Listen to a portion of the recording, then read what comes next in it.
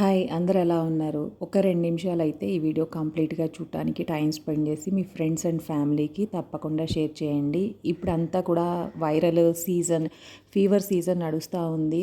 ఇక డెంగ్యూ అంటే దోమల నుండి వచ్చిద్ది, దానికేం చేయలేం. కానీ జనరల్‌గా మనం కోవిడ్ టైంలో అంత ప్రికాషన్స్ ఫాలో అయ్యి ఉన్నాము. మాస్క్ కానీ, శానిటైజర్ కానీ బయటికెళ్ళినప్పుడు కంపల్సరీ మెయింటైన్ చేస్తే కోవిడ్ కూడా వైరసే. సో, దాని నుండే చాలామంది ప్రొటెక్ట్ చేసుకున్న వాళ్ళు ఉన్నారు.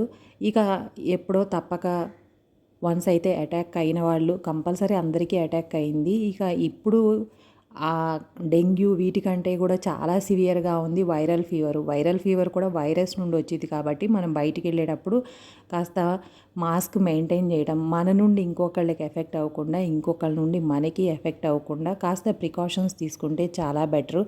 ఎందుకు వైరల్ ఫీవర్‌కే ఇంత అవసరమా అనుకుంటే మాత్రం చాలా ఇబ్బంది పడటం. 2-3 మంత్స్ ఇబ్బంది పడాల్సి వస్తుంది. ఆ వైరల్ ఫీవర్ వన్స్ వచ్చింది అంటే మనకి అటాక్ అయినప్పుడే ఇక బాడీ పెయిన్స్, నాకైతే స్టార్టింగ్ అసలు నీ పెయిన్స్ ఉన్నాయి. ఎందుకని నీ పెయిన్స్ వచ్చేసినాయి, ఫుడ్ పెయిన్స్ వచ్చినాయి అనుకున్నాను. ఎక్కువ టైర్డ్ అయ్యి ఉందేమో, మార్నింగ్ నుండి వంట ఎక్కువ ఉండి అలా ఉందేమో అనుకున్నాను. మిడ్ నైట్‌కి ఫీవరు. పారాసెటమాల్ వేసుకున్నా కూడా నెక్స్ట్ డే ఆఫ్టర్నూన్ 1 వరకు కూడా అస్సలు కంట్రోల్ అన్నది లేదు. చాలా హై ఫీవరు, చిల్స్, విపరీతమైన చలి, ఇంకా బాడీ పెయిన్స్. ఇంకెక్కడా అనేది లేదు. అసలు నుంచోలేము, కూర్చోలేము. కూర్చున్న వాళ్ళు లేవాలన్నా కూడా కాళ్ళు నొప్పులు, చేతుల నొప్పులు భయంకరంగా ఉండి నెక్స్ట్ డే డాక్టర్ దగ్గరికి వెళ్ళి ఇక వన్స్ వెళ్ళాము అంటే మొత్తం కూడా కమర్షియల్ అయిపోయింది.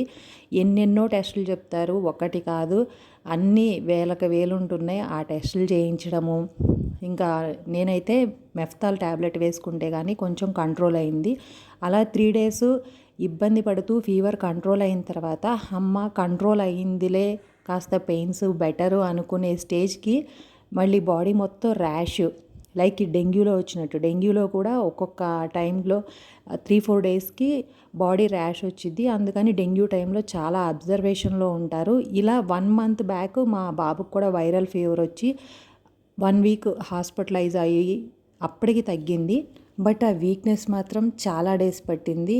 అలాగే ఇప్పుడు మళ్ళీ ఈ వైరల్ ఫీవర్ వచ్చేసి ఆ బాడీ ర్యాష్కి 2 ఇంజెక్షన్స్ వేసుకుంటే కానీ ఇంజెక్షన్స్ పడిన తర్వాత కూడా ఒక 5-6 అవర్స్కి కానీ బాడీ మొత్తం కంట్రోల్కి, ఆ రెడ్నెస్ మొత్తం పోయి నార్మల్గా వచ్చింది. ఓన్లీ ర్యాష్ రావడమే కాదు, విపరీతమైన దురద, అరచేతులు కూడా దురద, ఇంకా విపరీతంగా వాచిపోయి, నాకు బ్యాంగిల్ పట్టకుండా, రింగ్ కూడా తిరగకుండా, చాలా ఫ్రీగా ఉండే రింగ్ కూడా తిరగకుండా ఉండే స్టేజ్కి మొత్తం వాచిపోయి మన ఫింగర్స్ మనకే హోల్డింగ్కి కానీ, అసలు ఏదైనా పట్టుకోవడానికి, కదిలించడానికి, మనం కింద చేయి పెట్టి సపోర్ట్ పెట్టి లేవడానికి కూడా ఇంకా అసలు చేతులు దేనికి పనికిరావు, ఆ స్టేజ్లో ఉంది.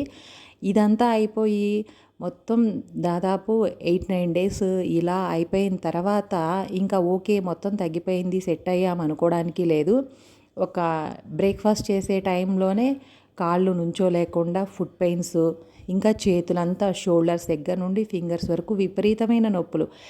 ఏ పని చేయకుండా ఖాళీగా ఉన్నా కూడా ఇలా నొప్పులైతే ఉంటున్నాయి. ఇలా సివియర్గా వచ్చింది. సో, వచ్చిన తర్వాత ఇబ్బంది పడే కంటే చాలా వరకు మళ్ళీ మాస్కులు అన్నీ మెయింటైన్ చేసుకుంటా కాస్త మన హెల్త్ గురించి మనమే కేర్ తీసుకోవడం చాలా బెటర్. ఈ సిచ్యువేషను ఏదో ఒక్కళ్ళకి వచ్చింది కాదు. ఇట్లా తెలిసిన వాళ్ళందరూ కూడా ఫీవర్ అంటే ఇలానే ఉన్నాయి, వైరల్ ఫీవర్సు చాలా సివియర్గా వస్తున్నాయి, 1 మంత్ 2 మంత్స్ పడుతుంది ఆ బాడీ పెయిన్స్ నుండి రికవర్ అవ్వాలంటే అంటున్నారు. సో, జాగ్రత్తగా ఉండండి. అందరికీ తెలిసిన వాళ్ళకి షేర్ చేయండి. మాస్క్ మెయింటైన్ చేసుకుంటే అట్లీస్ట్ వైరల్ ఫీవర్ నుండైనా ప్రొటెక్షన్ ఉంటుంది. మీకు ఈ వీడియో నచ్చితే తప్పకుండా లైక్ చేయండి, మీ ఫ్రెండ్స్ అండ్ ఫ్యామిలీకి షేర్ చేయండి. Thanks for watching.